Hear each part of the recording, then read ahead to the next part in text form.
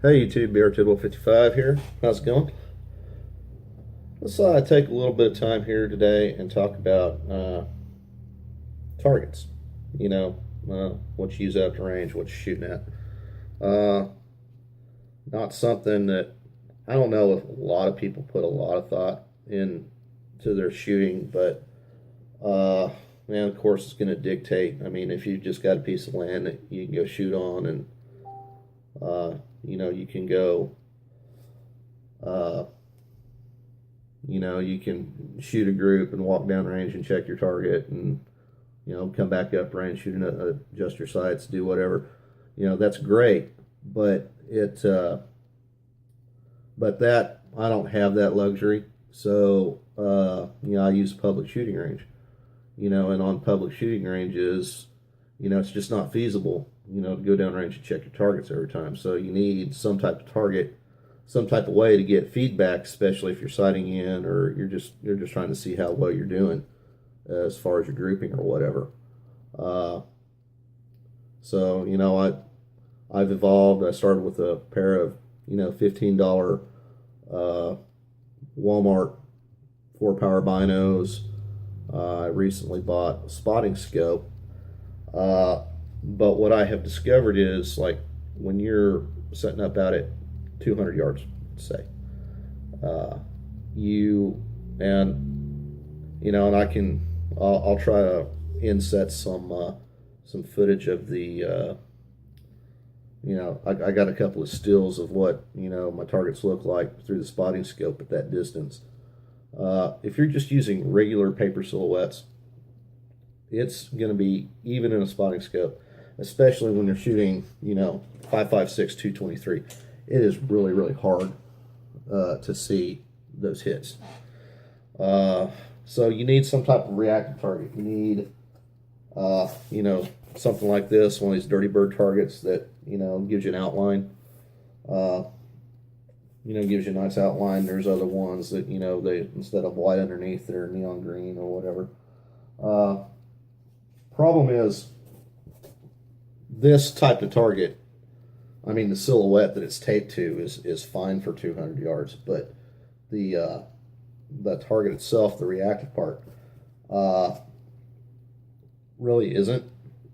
I mean, unless you're shooting is super precise, and mine's not. I mean, these holes, I put these holes in this target at 50 yards. So at least me, I mean, I'm just using. I mean, this is just a 1x red dot. There's no magnification on this. So I need something a little bit bigger, something that my 45-year-old eyes can pick out. And I looked around on the internet and I saw some videos on how to make your own splatter type targets.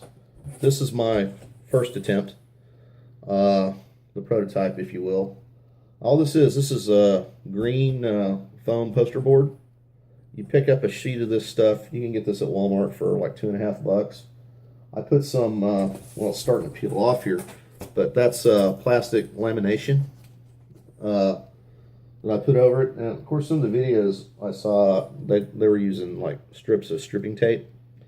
I guess that's to keep costs down, and that would be less expensive, but it'd be more time consuming and aggravating for me. I like those 8.5 by 11 sheets of lamination. You just slap them on there, you're done. Anyway, as you can see, and bring this back up again, as you can see, this splatters really well, and you can see this really well. And like I said, I'll inset or bring in some photos of what this actually looks like through the spotting scope. And then, messing around, I've refined my technique a little bit.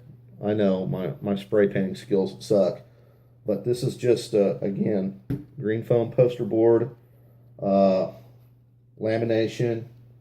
This one was masked and taped off using that IDPA silhouette, to give me the silhouette shape. And, and then that contrast in color for point of aim to use downrange. So now, next time I go out the range, I'll have this, be able to set up a couple hundred yards, maybe beyond, maybe 250. That's a 300-yard deep range. Uh, and, I'll have a decent target to shoot at. With my spotting scope, I'll be able to get near instant feedback as to where I'm hitting on the target, if I'm hitting it at all. And, not for a super amount of money, because I've never seen splatter targets that big. And if they exist, I mean, I would imagine that they're not at a cost that I would really want to pay. And I kind of enjoy making these things anyway, part of the process. So, anyway, that's all I want to talk about today. I'll catch you guys on the flip side.